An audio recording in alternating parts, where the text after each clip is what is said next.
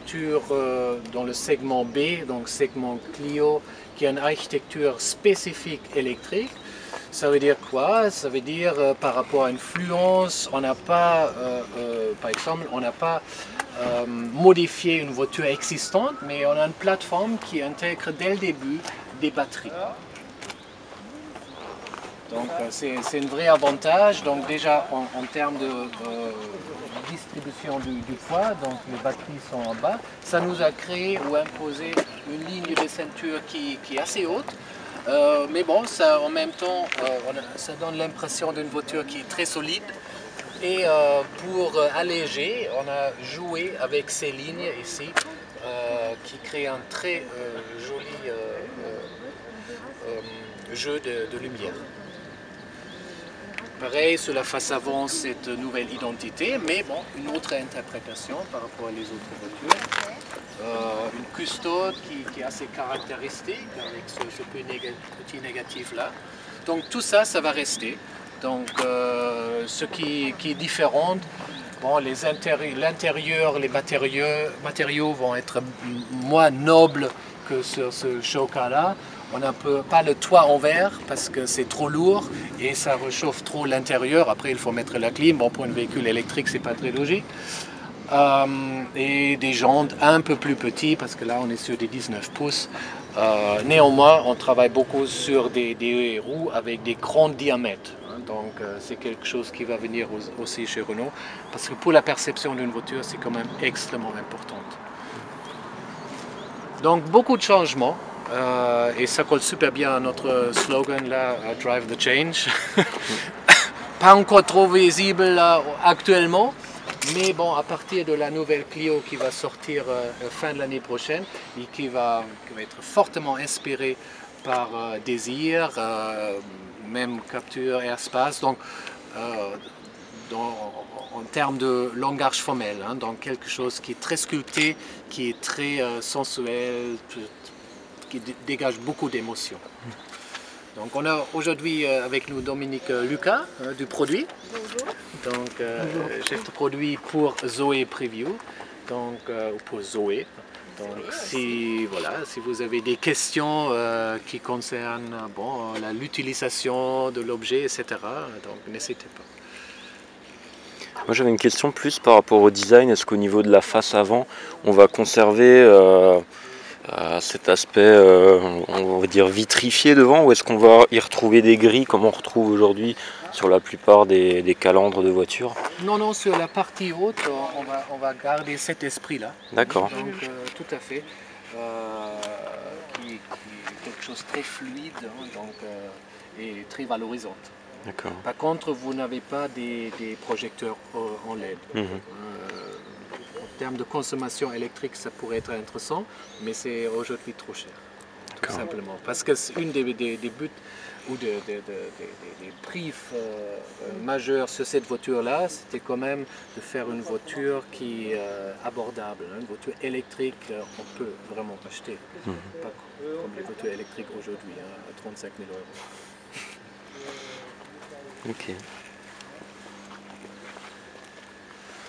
Mais elle n'aura pas perdu son regard.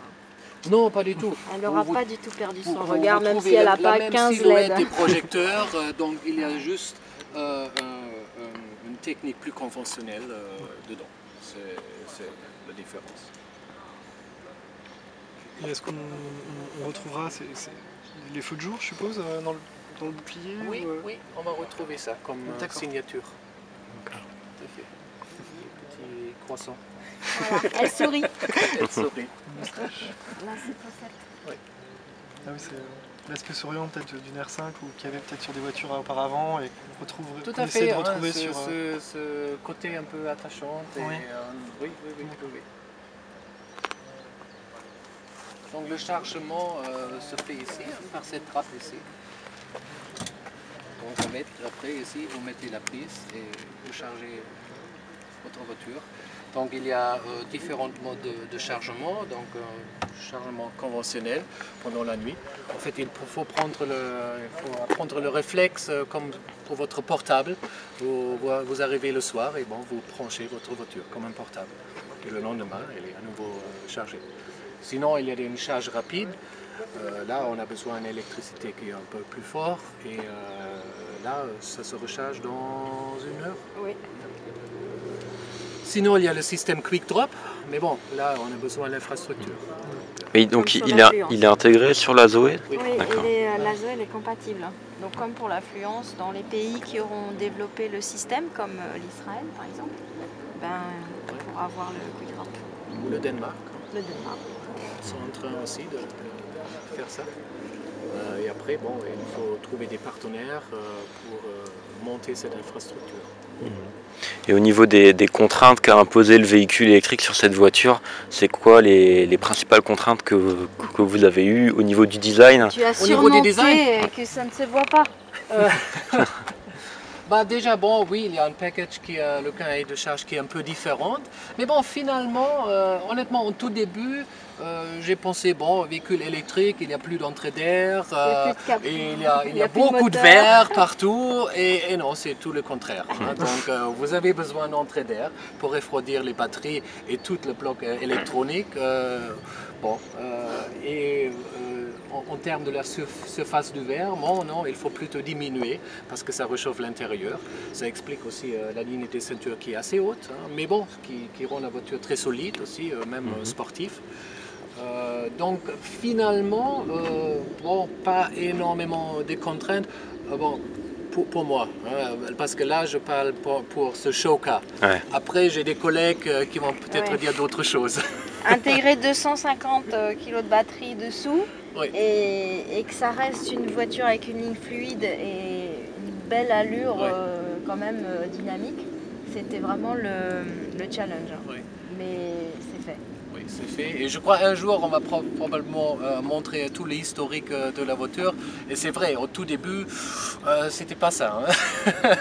Donc, mais bon, c'est comme tous les projets, c'est pareil avec Airspace ou Capture. On commence, on a des super illustrations, des super sketchs.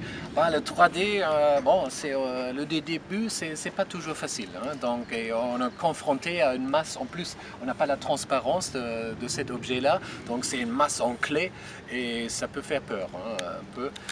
Mais bon, c'est un long travail avec les maquettistes après, avec les designers, avec les autres directions aussi, avec le produit qui donne son avis, bien sûr. Et petit à petit, c'est de plus en plus raffiné. Et bon, aujourd'hui, on est plutôt fiers, hein, je crois, avec le résultat. En fait, comment vous avez fait? Tout à l'heure, vous avez parlé de la future Clio, et bon, à côté d'une Zoé qui aura à peu près le même gabarit et qui est quand même très mignonne et très réussie, comment vous allez distinguer en fait ces deux voitures, parce que La nôtre finalement, elle sera très mignonne et très Les deux il y sont aura très l'embarras mignonnes. du choix, le Ouais, client voilà. il choisira en fonction de ses usages. C'est prendra ça, les deux. c'est ça, Il c'est prendra ça. les deux. Voilà. Non, mais Pour quand le même, week-end et une ici, pour la semaine. j'ai déjà dit, hein, donc on a travaillé plutôt avec des lignes, donc même ils sont arrondis, ils sont raffinés, mais c'est ces lignes-là qui coupent un peu le côté de caisse. Avec la Clio, c'est différent, ça prend plutôt un peu ce que vous voyez avec Airspace ou avec Désir, donc ce sont des volumes qui sont très pleins, hein, donc vraiment très latins. Hein, donc je crois on va constater une différence entre les deux.